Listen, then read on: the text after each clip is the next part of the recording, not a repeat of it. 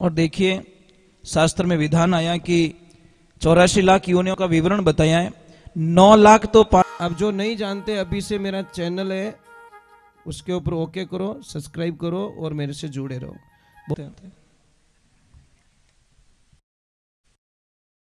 भाई कोई हाल एक प्लान छोड़ दो, किसी को तो चलना होगा मेरे साथ। नहीं मोरे ही ठीक है।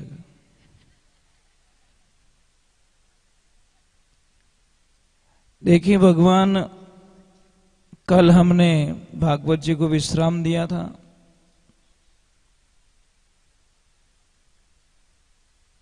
संदीपनी मुनि के वहां से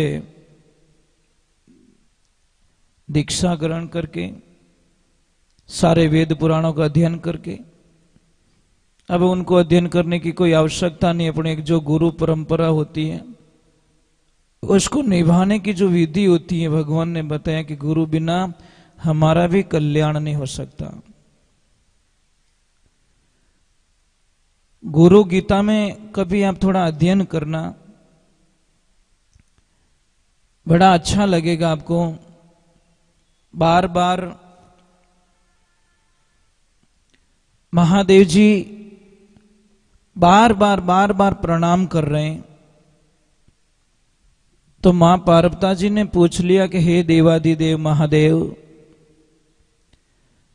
सृष्टि के सारे देवी देवता आपको दंडवत प्रणाम करते हैं, पर मैं आज दिन तक समझ नहीं पाई कि आप हमेशा किसको प्रणाम करते हो।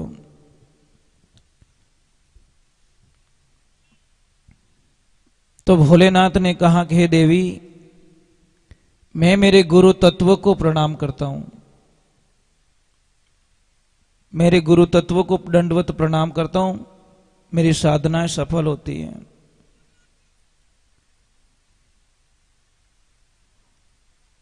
और आप लोगों ने कथन सुने होंगे कि नारद जी महाराज ब्रह्मा जी के मानस पुत्र हैं। पण एक भजन रे माने लिखियोड़ो कि गुरु बिना सहाय करे कुण जीवरी। ध्यान से सुनना इस शब्द को। गुरु बिना ध्यान सहाय करे कुण जीवरी, अरे तीर्थ फिरलो हजारा, वैकुंठ धाम सु पाछा भेजिया, ये सुखदेव नारद प्यारा। महाराज सुखदेव जी को भी वापस मृत्यु लोक में आना पड़ा और नारद जी महाराज को भी मृत्यु लोक में आना पड़ा। भगवान नारायण ने बोला कि तू मेरा कितना भी जप कर ले, कुछ भी कर ले, पर जो आपको जो फल मिलना चाहिए वो आपको नहीं मिल पाएगा। कारण क्या है कि गुरु नहीं है, आप निगुरे हो। तो नारद जी ने बोला कि मैं तो ब्रह्मा जी का बेटा हूं और मुझे भी गुरु की आवश्यकता है। तो यहां पे वापस जवाब देते हैं, सतगुरु महाअवतारी भाई, सतगुरु महाअवतारी। इनका उल्लेख कौन कौन कर रहे? वेद पुराण श्रीमुख गीता, ये शास्त्र संत पुकारी, मारा सतगुरु है महाअवतारी। वेद पुराण श्रीमुख गीता शास्त्र संत सभी गुरुदेव की महिमा गा रहे हैं। गुरु नाम शरीर का नहीं है, गुरु नाम शब्द का नाम गुरु है। हम कई बार एक बहुत बड़ी गलतफहमी में रह जाते हैं। कई लोगों को हम प्रश्न करते हैं कि आपके गुरुजी कैसा मर? गुरुजी तो मर गा, अब चेलो पक्को एक नहीं। गुरुजी कभी मरिया? गुरु कभी मरता नहीं, गुरु शब्द कभी मरता नहीं। भूत भविष्य वर्तमान तीनों के अंदर अजर है, अमर है, क्योंकि शब्द कभी मरता नहीं। गुरु जो मंत्र होता है वो कभी मरता नहीं है। पर हमारे विचारधारा में हमने शरीर को गुरु मानने के कारण हम दुखी हो जाते हैं। आप बाबा रामदेव जी के भक्त हो, मुझे लग रहा है बहुत सारी भक्ति करते हो। मुझे ये बताओ, हरजी बाटी का नाम सुना आपने? आते ही है हरजी बाटी का कथन, ठीक है? तो मुझे एक बात का उत्तर दे दीजिए, हरजी बाटी के गुरुदेव कौन थे?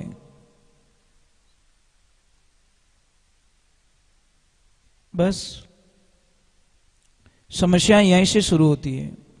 हाँ साहब, नहीं, नहीं, रामदेव बाबा इष्ट थे, गुरु नहीं थे।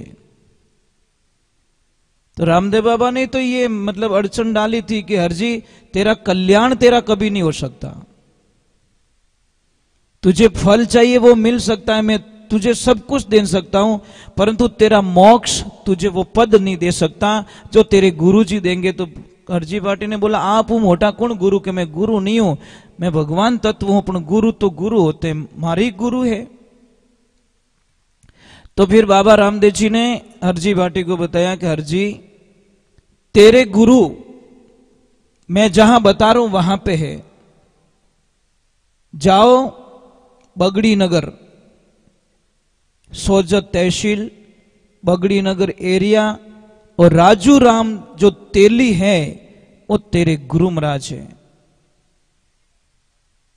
अब भगवान की कृपा से हरजी भाटी ने बोला चलो हम जाके आते हैं। और जैसे ही हरजी भाटी जाते तो राजू राम जी का रूप ही कुछ निराला था। भाई हमने तो सुना है महापुरुषों के लोगों से कि उनके सिर में सींग निकला हुआ था, राजू राम जी थे ने उनके सिर में सींग निकला हुआ था।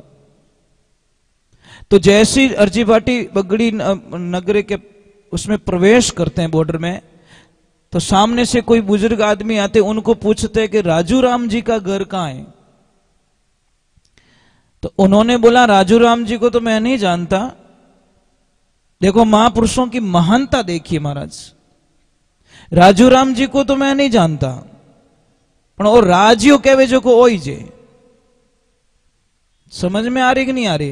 राजू राम जी रू तो मने ठा कोनी, पण वो राजियो सब कहवे, वो राजियो तो ओई जे। जन के दादा मारे राजिया रो काम नहीं है, मारे राजू राम जी रू काम है। अब दोनों में विवाद हो गया। वो बोल रहे राजियो में ही जू, वो बोले राजा राम जी चाहिए, राजू राम जी चाहिए, ऐसे करके बोले चल तेरे को पता नहीं, मैं आगे जाता हूं। और जैसे ही आगे गए गांव वालों को पूछा भाई राजू राम जी रो घर कटे के वो बटे बैल चलते होंगे, तेल निकालते होंगे। और जैसे ही गए जो रास्ते में मिले वो ही गाड़ी पे बैठे तेल निकाल रहे हैं। उन्होंने बोला आप तो मैं थाने क्यों भाई राजियो के वजह को वही जे राजू राम जी ठाको नहीं। उस टाइम में क्यों रे थोड़ी घृणा पैदा हो गई। घृणा भी ऐसी हो गई कि गंदे कपड़े, शरीर बेढंग रूप का, सिर पे सींग निकला हुआ, तो थोड़ा अटपटा लगा कि ये भगवान रामदेव जी मने ठेठ अटी भेजियो और मारा गुरु महाराज एड़ा जो मने नहीं लागे 6 महीनो हिनान करियो रेला और ए मारो कई कल्याण करी। परंतु क्या करे, बाबा का आदेश था महाराज। भगवान के चरणों में जाते हैं और संध्या काल होती है तो राजू राम जी उनको 2 रुपए पकड़ाते कि जाओ आपके सामान हामान लियो, मुझे पता है मैं आपके भावनाओं को जान चुका हूं, आप मेरे हाथ का खाना नहीं खाओगे क्योंकि मेरे शरीर से इतनी घृणा हो रही है, तो आप मेरे हाथ का कैसे जिमोगे। तो वे पहले ही हरजी भाटी कह दी हाँ तो बात पकी, मैं जिमण आलो तो कोनी, तो ये पैसे लो और आपके सामान हामान कुछ ले आओ और सामान लाके जो भी विधि विधान करो। पर जैसे ही भोजन प्रसाद तैयार किया और राजू राम जी ने बोला क्या कर रहे हो, क्या कुछ नहीं, भोजन प्रसाद तैयार हो गया है और बाबा को भोग लगाऊंगा फिर बाद में मैं खा लूंगा। परंतु राजू राम जी ने आव देखा ना ताव देखा, उस भोजन में से उठा के कुछ खा लिया और क्या बोला कि ले बाबा झीम ले। हरजी भाटी को इतना क्रोध आ गया कि खाया खुद ने, नाम लिया बाबा का और प्रसाद झूठा कर दिया। अभी ये प्रसाद मैं चढ़ाने वाला हूं और मैं भी नहीं खाने वाला, दूसरा बनाऊंगा। और जैसे ही दूसरा बनाया फिर आ गए ले बाबा खा ले। 4-5 बार ऐसा कर दिया। तब उन्होंने बोला कि अब बाप जी हमें तंग मत करो, मैं परेशान हो चुका हूं और मैं झूठा प्रसाद भगवान को देने वाला नहीं हूं और खाते खुद हो और नाम बाबा का लेते हो। तो राजू राम जी ने बोला मैं नहीं खा रहा हूं भैया, तेरे बाबा को ही खिला रहा हूं, तुझे विश्वास नहीं है कि नहीं है, ला एक रोटी ला। रोटी का लड्डू अड्डू बनाया, प्रसाद बनाया और बैठ गए ऊपर और नीचे हरजी भाटी को बैठा के देख जैसे ही मुंह खोला और अंदर लड्डू दिया कि ले बाबा जीम ले, तो अंदर बाबा रामदेव जी महाराज अंदर बैठे बैठे भोजन प्रसाद ले रहे हैं। एकदम हरजी भाटी ने बोला कि मैं तो बहुत बड़ी भूल कर चुका हूं। तो कहने का मतलब क्या है, हम लोग शरीर पे जाते हैं, शरीर से क्या लेन देना। जहां तन पूछो संत की पूछ लीजिए ज्ञान, मोल करो उस तलवार का पड़ा रहने दो म्यान। हमारे दृश्य थोड़े अलग होते हैं क्योंकि समय थोड़ा अलग हो चुका है।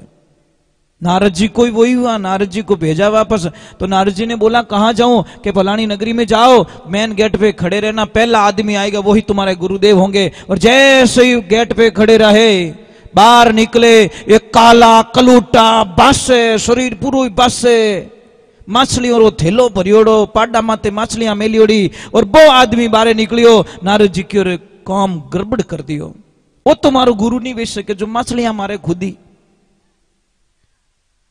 फिर दूसरा दिन हुआ वही मिला, तीसरा दिन हुआ वही मिला। अब क्यों हो दोरी माथे हाथ तो रखाई दो, ले ली दीक्षा ले ली, क्यों एक सेकंड अटे नहीं रुक सकू मैं, गए भगवान के पास में, क्यों भगवान अड़ी मिलिया कि गुरु बना दिया पण, ये पण लगते ही भगवान ने बोला 84 भुगतनी पड़ेगी तेरे को। अब 84 लाख योनियां तुझे भुगतनी पड़ेगी, गुरु के प्रति पण कैसे लगा दिया तूने। और देखिए शास्त्र में विधान आया कि 84 लाख योनियों का विवरण बताया है। 9 लाख तो पानी के जल जीव को बताया है, 20 लाख पेड़ पौधे, 30 लाख पशु योनि बताई है, और 10 लाख पक्षी योनि बताई, 11 लाख कीड़े मकोड़े बताए, और 4 लाख मनुष्य प्रवृत्ति के जो जीव बताए। ये 84 लाख योनि। अब तो नारद जी ने बोला और मैं तो फंस गया, तो अब क्या करूं, कि बस मेरे पास तो इसकी कोई उपाय है नहीं, जाओ वापस अपने गुरुदेव के पास में। महाराज गुरुदेव को जाके बोला गुरुदेव गड़बड़ हो गई, कि कहीं रियो कि भगवान ने तो 84 रुपट्टो पकड़ाई दियो, कि 84 में जाना पड़ेगा, अब कैसे छुटकारा पाऊं गुरुदेव, मुझे कुछ युक्ति बताओ। तो गुरुदेव ने वापस बोला कि जाओ और भगवान को बोलो कि 84 में कट कट फिरूं, एक लिस्ट तो दे दो मने, मतलब वो लिस्ट तो मुझे दे दीजिए कम से कम, ताकि मैं मेरे हिसाब से जन्म लेता रहूं और भुगतता रहूं। और जैसे और युक्ति बताई, जैसे ही लिस्ट पकड़ाए तुझे, उस लिस्ट को बिछा देना और ऊपर लुट जाना। और जैसे ही भगवान ने लिस्ट निकाल के दी, बिछाई, और नारजिन 4 इधर राउंड मारे, 4 इधर राउंड मारे, और बोला अब मेरा काम हो गया। अब भगवान ने बोला ये क्या, कि बस आपने गुरुदेव ने बोला 84 कट गई मेरी, एक पल में 84 कटवा दी। जब भगवान ने बोला अब निश्चित हो गया है कि गुरु के प्रति तुझे आस्था जागृत हो गई, गुरु के प्रति नेगेटिविटी कभी नहीं होनी चाहिए, तब जाके पार उतरोगे। कई लोग होते कई नेगेटिविटी बातें करते गुरु के प्रति, परंतु आपको एक ही ध्यान रखना, आपने एक ध्यान रखना, पति और पत्नी को गुरु एक होना चाहिए। अब यहां पे शंका पैदा हो जाएगी आपको, बहुत बड़े विघ्न में डाल दिया मैंने, और आप लोगों को डाला हुआ भी, भ्रम में डाला हुआ है। कई लोगों ने बोला कि पति और पत्नी को गुरु एक होंगे तो दोनों बहन भाई का रूप बन जाता है, गुरु भाई बन जाते, गुरु बहन भाई बन जाते हैं। सबसे बड़ी समस्या यहां से पैदा होती है कि हमको अधूरा ज्ञान प्रॉब्लम में डालता है। मैं आपको एक कोड वर्क समझाता हूं। समझ लीजिए आपके पास कोई मोबाइल है, अब आप रिचार्ज मोबाइल का करवाओगे या सिम का करवाओगे, ये बोलो, बैलेंस किस में डलाओगे? सिम में यूं क्या भाई नोकिया रो रिचार्ज कर दे, कि आईफोन रो रिचार्ज कर दे, कि एप्पल रो रिचार्ज कर दे, ऐसे थोड़ी बोलेंगे। सिम किस कंपनी की है, सिम के अंदर बैलेंस डालोगे आप। कहने का मीनिंग क्या, हमारा शरीर है ना एक मोबाइल है, और हमारा मन है ना आत्मा, ये एक सिम है। बैलेंस यहां से डाला जाता है, गुरु मंत्र यहां से जाता है। तो शरीर अलग है, आप अलग होते हैं, मकान अलग है, मकान का मालिक अलग है। मैंने पहले ही समझा दिया आपको कि मकान अलग होता है, मकान का मालिक अलग, आप अलग हो, आपका शरीर अलग है, आप शरीर से अलग हो एक और अलग नहीं हो, तो कभी कभी आपका सिर दर्द होता है, या कभी पैर दर्द होते हैं तो ऐसे बोलते हो कि मारो मां तो गुण दुखे, कहवो कि नहीं कहवो? कि ऐसे थोड़ी बोलते मैं मां तो दुखूं, मैं तो नहीं बोलते मारो मारो, मतलब कोई दूसरा बोल रहा है, अलग है, कोई डिफरेंस है, चेंज है। पेन अलग है, स्याही अलग है, लोटा अलग है, पानी अलग है। लोटा हाथ में है तो भी ज्ञान नहीं हो रहा है कि पानी को पीऊंगा, लोटे को नहीं पीऊंगा मैं, इसके अंदर क्या है। पग दुखे तो कहें कि मारो पग दुखे, मारो पेट दुखे, मतलब कोई है अलग, वो बोल रहा मारो दुखी है। आप अलग हो, डिफरेंस हो, आप वो नहीं हो, आप शरीर नहीं हो। ये शरीर से तो आपको प्रेम हो गया बस, और इतना प्रेम हो गया कि बस हम शरीर को प्रेम करते बहुत ज्यादा। तो भगवान की कृपा होती है कि आपको गुरु मंत्र दिया जाता है, आपके मन को, आपकी आत्मा को, आपके शरीर को नहीं दिया जाता है। और आपका पति और पत्नी का जो रिश्ता है ना, वो शारीरिक रिश्ता है, आत्मा का रिश्ता नहीं है, ध्यान रखना। क्या समझ में आ रहा है कि नहीं आ रहा है? आत्मा अलग है, शरीर से आप पति पत्नी हो, क्योंकि शरीर दोनों का भिन्न बता रहा है, इसीलिए ध्यान रखें। अब इसका दूसरा एक मीनिंग और बता देता हूं, समझ लीजिए। पत्नी के गुरुजी अलग है, पति के गुरुजी अलग है। अब पत्नी के गुरु हैं वो है परम राम भक्त, वो आएंगे और राम की बातें करेंगे, राम को महान बताएंगे। अब जो पति के गुरुदेव है वे है मां देवजीरा भगत, लाव तीन वो प्रसाद काटी बारे लोसा माया मां देवरी लीरावसा, वो तो प्रसाद है मां देवजीरो। हमें दोनों महाभारत होवे कि नहीं होवे, समझ में आ रही कि नहीं आ रही? एक बताएंगे महादेव जी को बड़ा, एक बताएंगे राम जी को बड़ा, जो कृष्ण वाले होंगे कृष्ण को बड़ा बताएंगे। अगरीमान डाकण कौन कहवे? कोई कहवे? तो जब पत्नी के गुरुदेव आएंगे तो पत्नी क्या बोलेगी? देखो मेरे गुरुजी आए, मेरे गुरुजी कितने अच्छे, पता है आपको? वो आदमी क्या, मैं जानू तारा गुरुजी ने हैं, जानू मैं। फिर पति के गुरु आएंगे तो पति अपने गुरु की महिमा गाएंगे, तो वो लक्ष्मी बोलेगी मैं जानू, मंठा है सब। बोलो क्या करोगे? शांति कभी हो सकती है उस घर में? नहीं हो सकती। अब चलो उनको छोड़ दीजिए, अब हम लेते हैं हमारे भगवान श्री राम के परिवार को। कौन है उनके गुरु जी? वशिष्ठ जी महाराज। शिक्षा गुरु है विश्वामित्र जी, और दीक्षा गुरु है वशिष्ठ जी महाराज। पूरे परिवार के गुरु एक ही गुरु है, कुल गुरु है वो। तो हम रामायण पढ़ के भी अगर हमारे को ज्ञान नहीं हो रहा है तो कोई, जिसका कोई मतलब नहीं, रामायण पढ़ के एक तरफ छोड़ना कोई मतलब, उसमें से कुछ पॉइंट लिखिए, नोट कीजिए, जो आपको अच्छा नहीं लगे वो भी लिखिए, जो अच्छा, अपन नेगेटिविटी तो आ ही नहीं सकती उसमें, समझने में फर्क हो सकता है। तो गुरु बिना हमारे इस जीवन में कोई कल्याण नहीं कर सकते। पर एक बात और ध्यान रखना, गुरु के पास में कोई लालच नहीं होना चाहिए, लोभ नहीं होना चाहिए। कोई गुरुजी थे तो कोई भी उन्होंने कहता कि गुरुजी राम राम, गुरु महाराज हम मुझ कहता था प्रसाद थारे घर ही है। समझ में आ रही कि नहीं आ रही?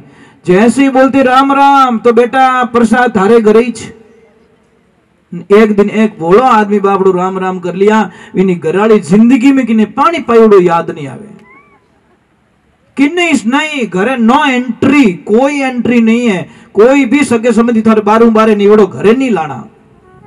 वो बापड़ो सुबह सुबह रुकटे खेत माने जानो रियो और गुरुजी रो मिलनो रियो, और गुरुजी ने बोल दिया गुरुजी राम राम के बेटा भोजन थारे घरे ही। पीनी तो आंखें खुल गई एकदम के मराई दिया गुरुजी, आज तो आज मारो जन्म बिगाड़ियो, कुल मिला राम राम ही गले पड़ गया। वो विचार करियो क्या करूं, नहीं जिमाऊं तो ही वचन जावे, और जिमाऊं तो घराड़ी जिमावे नहीं। वो घरे जाए थोड़ा नैन थोड़ा उतरी ओड़ा, घराड़ी पूछे कोई तकलीफ, कोई बोलिया रहे तो क्या हो, कितनी हिम्मत रहेगी थाने कोई बोल सके मारो नाम पान की धुआं काट दू सबरा में। महाराज वो के भाई बोलिया कोई कोनी, कोई मने लड़िया नहीं, कोई क्लेश नहीं करियो, कोई झगड़ो नहीं करियो, मारे एक थोड़ी तकलीफ रहेगी तो बताओ कोई दवा हवा लानी तो मैं लगे कि कुछ नहीं है, बोलू कि नहीं? अरे बोल दो तुम। एक महाराज आयोड़ा है, छुआयोड़ा महाराज थार कहीं लंदनो के गैली थोड़ो गलती होगी, राम राम करिया महाराज के भोजन थारे घरे छे। भाई 2 मिनट विचार करके कोई बात नहीं बाबूजी लाओ घरे, मैं संभाल लूंगी। महाराज बाप जी ने बुलाया, बाप जी ने विराजमान करिया। माडाणी गले पड़ी तो साहब थोड़ो मामलो एडो बनी। ज्यों विराजमान करिया और बाई थोड़ी तर्क वाली, तो बाई पूछ लियो बाप जी प्रसाद में कहीं कहीं हाले कि बेटा 3 चीज खाता हूं, तीनों ही व्हाइट होनी चाहिए, धौली दट होनी चाहिए, तो जो कोई कलर अपने सेट नहीं होवे। क्यों बात ठीक है, मैं अभी बना देती हूँ। अब बैठ गई बाप जी ने बेवान दिया हामी, और भाई बैठ गए हामी, मतलब बाप जी ने दिखनी कोई भी चीज। सबू पहला 1 लीटर छाछ ली, 1 किलो ले लियो लूण, तो 1 किलो ले लियो आटो, ठीक है। पहली छाछ डाली कि बाप जी एकदम देखो, बाप जी कहीं हमसे घी दिखे कि बेटा हाँ ठीक है ठीक है ठीक है। पचे नाकी आटो को देखो बाप जी वही धोड़ो के एकदम धोड़ो, बेटा तू गलती कर भी नहीं सकती। और वो लूण डब्बो खाली कह रहे बेटा शक्कर थोड़ा कम, क्या तो चिंता ही मत करो, अटे भंडार भरिया है थाने एड़ा जीमो जो जिंदगी में पास गाँव रो मुंडो देखो। महाराज भाई तो बढ़िया राबड़ो बनाए के बाप जी मारा दिल प्रसाद बनाई है, तो थोड़ी लाज राख जो। महाराज जैसे महाराज ने ले जाए दियो, महाराज तो एक घूंट भरी ने थूके तो ही मामलो गड़बड़, पास भाई नहीं काट सके, खावे तो ही प्रॉब्लम, थूके तो ही प्रॉब्लम। महाराज की ओरे काम तो भाई मैं तो फूल हो गया कि फूल नहीं और डंडो देखियो मारो। आपरो नियम है 3 ही धोड़ी चीज खानी, मारो नियम है जो मैंने थाली में डाल दिया जब तक आप नहीं खाओगे मैं छोड़ने वाली नहीं हूं। महाराज की आज राम राम पक्का दिया, 100 दिन होना रही, 1 दिन भाई कहने रो मीनिंग इनमें कोई अपमान जैसी कोई शब्दों का प्रयोग नहीं है। कहने का मतलब है आप किसके गले मत पड़ो। एक तो कोई आदर्श से कहता है और एक माडणी कहवे, तो माडणी कही तो फल एड़े ही मिली महाराज। एक तो सगाई सगपन प्रेम से होती है और एक जबरदस्ती करो वो टिकन वालो ही नहीं है, थोड़ा दिन मैंने मामलो बढ़िया रह जी। चलो राधे, थोड़ा जोर से। आज मेरे कृष्ण संदीपनी ऋषि के आश्रम से वापस मथुरा की ओर लौटे हैं, और उस दिन भगवान का जन्मदिन था, अष्टमी थी। सारे मथुरा वासियों ने बड़ी तैयारियां करके रखी कि आज वापस आवागमन हो रहा है। भगवान जैसे ही आए आदर भाव से उनको लिया गया, विराजमान किया गया, और मां ने बड़े प्रेम से, एकदम प्रेम से अपने भोजन प्रसाद का थाल तैयार किया। और जैसे ही थाल तैयार किया और थाल के अंदर जैसे ही माखन को देखा, भगवान कुछ नहीं बोल पाए। किसकी याद आई? यशोदा मैया की। माखन को जैसे ही देखा भगवान न तो रो पा रहे, न हंस पा रहे, न बोल पा रहे, न कुछ नहीं कह पा रहे, बस मानसिक स्थिति पे पहुंच गए वृंदावन गोकुल धाम। सबकी याद आने लगी, सबकी, बाल गोपाल की, गोपियों की इतनी याद आ रही कि भगवान ने उस प्रसाद को लिया नहीं। और एक तरफ गाय और आंखों में आंसू, भगवान रो रहे हैं। उतनी देर में उद्धव जी आते हैं। क्या हुआ कृष्ण? आज खुश होना चाहिए, आपका जन्मदिन है। कि उद्धव जी मैं कैसे जन्मदिन मनाऊं? मैं जब वहां से निकला था तो ऐसे बोल के आया था कि मैं परसों आ रहा हूं। उद्धव जी पता है परसों का बोल के आया और बीत गए वर्षों। इतनी दूरी, ना तो मैं उनके बिना रह सकता हूं, ना वो मेरे बिना रह सकते हैं। तो उद्धव जी को भगवान ने बोला कि प्रभु आप जाइए, जाओ और उनको थोड़ा समाचार तो देकर तसल्ली तो दे के आ जाओ, क्यों मेरा काम बहुत कुछ बाकी पड़ा है। मैं किस कार्य आया हूं, आप जाओ। जैसे उद्धव जी को वही सोने का रथ, भगवान की ही वो पीतांबर वगैरह वगैरह पहना के भेज दे ताकि उनको थोड़ी तसल्ली हो जाए। और जैसे ही रथ जाता है तो बहुत सारे लोग उमड़ गए, कृष्ण आ गया, कृष्ण आ गया, कृष्ण आ गया, कृष्ण आ गया। पर क्या करे, ठेठ गया तो अधोची। इतना दुख हो रहा जिसकी कल्पना नहीं के। मीराबाई ने एक भजन रे माध्यम लिख्यो, रे भगवान तू परसों रोके गयो और अबे तक कट गयो थू।